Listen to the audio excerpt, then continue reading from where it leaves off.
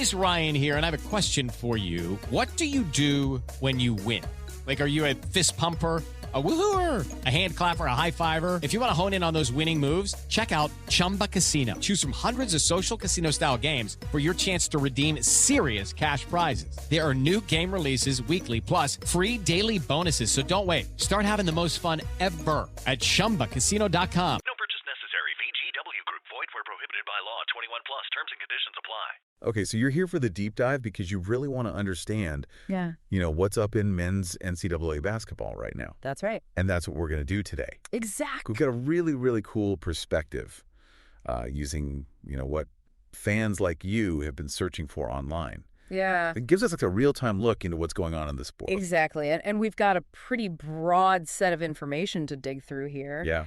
And, it's clear right away what's got everyone's attention. Yeah. We're seeing tons of interest in a potential Florida-Houston matchup. Oh, wow. A lot of questions about who won March Madness recently, 2025, and even going back to 2024. Okay. And, of course, everyone wants to know about the NCAA championship game. Sure. When it is, where it is, how to watch it, all of that. Oh, of course.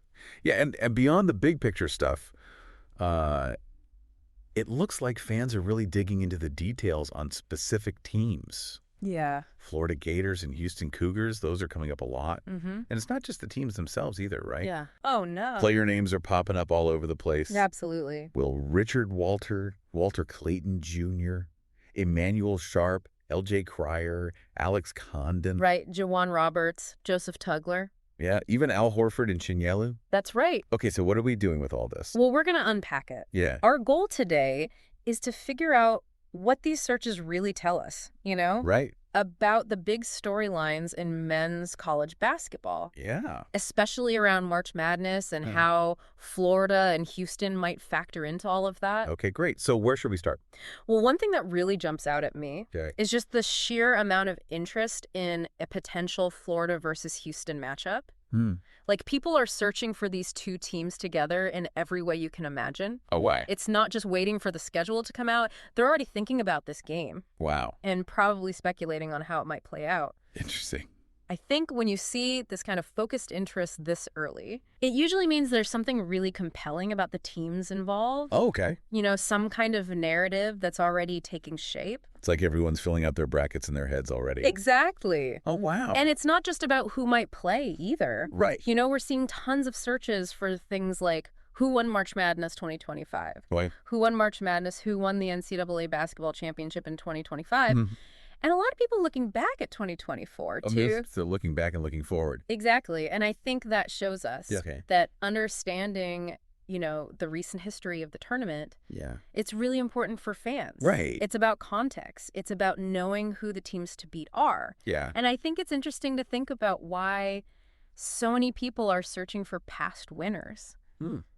It really speaks to the lasting appeal of March Madness. Okay. It's not just a one-time thing. Yeah. There's a connection between past champions and the teams competing now and knowing who won before. Right. It adds weight to the current storylines, Right. Yeah. It helps fans understand the significance of what's happening. So it's like building on a legacy. Exactly. It gives you a benchmark for evaluating teams and thinking about their legacies. And then, of course, there's the practical side of things, which is huge from what we see in the search data. Mm-hmm. I mean, the number of searches related to the NCAA championship game itself. Right. Like, NCAA championship game, when is it? Where is it? Where is it? How to watch it? What channel is it on? Yep. It's a clear sign that fans want to know exactly how to tune in.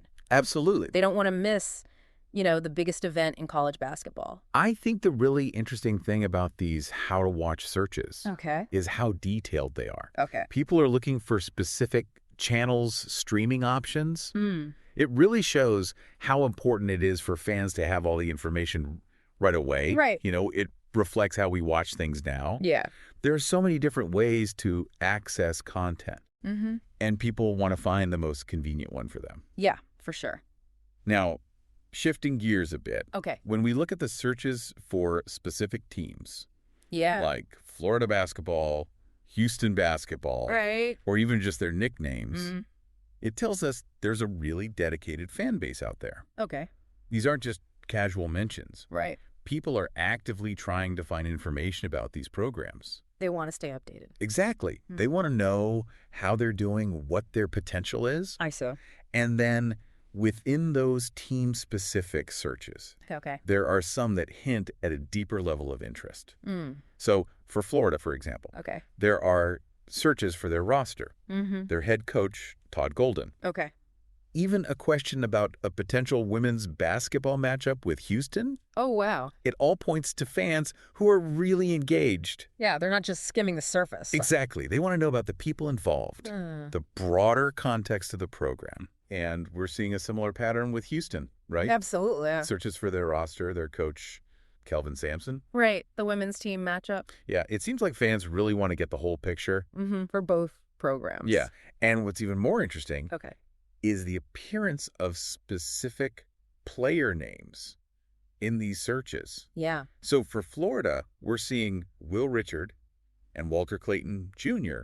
being looked up, along with Alex Condon. And on the Houston side, Emmanuel Sharp, LJ Cryer, with some people specifically looking for his stats. Oh, wow. Juwan Roberts, Joseph Tugler, all generating interest. So they're really following the individual players. It's a big part of the college basketball experience. Yeah, I agree. And this is where things get really interesting. Okay. We're also seeing searches about the history of these programs. Oh, well. Things like, has Houston won a national championship in basketball? And similar questions about Florida's championship history. Interesting. It shows that fans are thinking about the historical context. Yeah. And the pedigree of these teams. So not just the current season.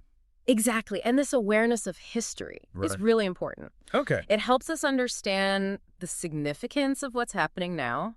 You know, when fans ask about past championships, they're not just looking for trivia. Right. They're trying to understand the legacy and the tradition. Okay. And how that might influence the team's performance today. I like that. And of course, we can't forget about the crystal ball gazing. Oh, right. People are definitely trying to predict the future here. Yeah. We're seeing searches like Florida versus Houston prediction, Houston versus Florida prediction. Okay.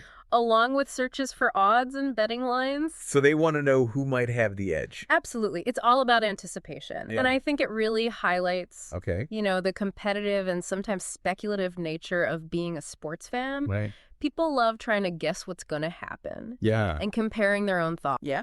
With what the experts and the odds makers are saying. It adds another level to the whole experience. Exactly. It keeps things interesting. Okay, so taking a step back. Okay. What does all of this tell us about the fans themselves? I think it paints a picture of a really informed and engaged fan base.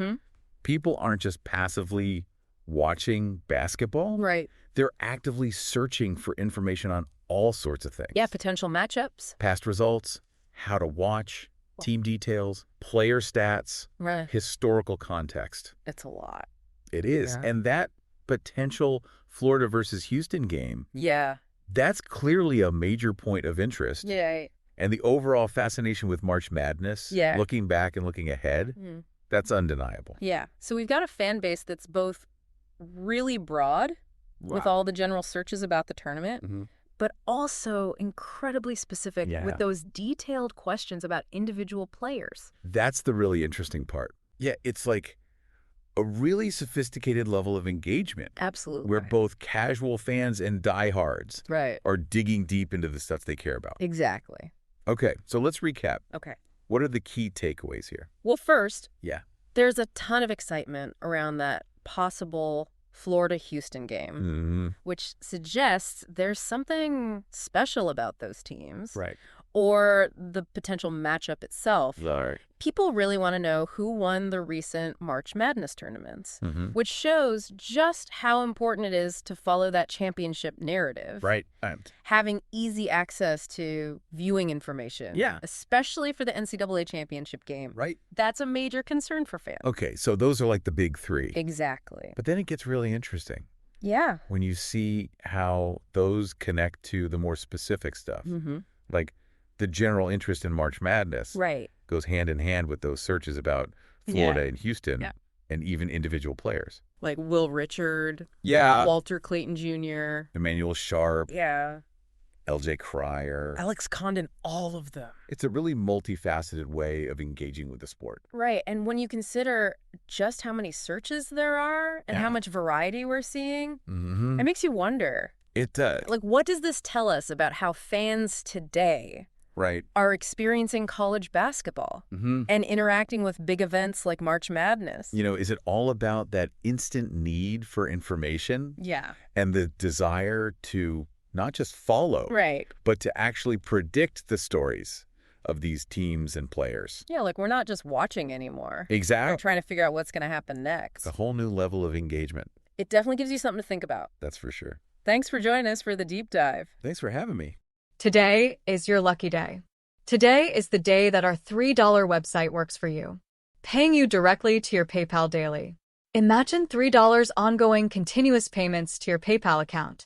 Imagine falling asleep and waking up to $300 in your PayPal account. How would this make you feel? How could this help you? What bills could you pay? What kind of fun could you have? What does that retirement look like now? All for a one-time payment of $3. This website is DFY done for you, fully built and completely hosted, and never stops collecting payments for you. You have spent $3 on coffee on a regular, but that coffee won't help you create multiple streams of income. Click the link below.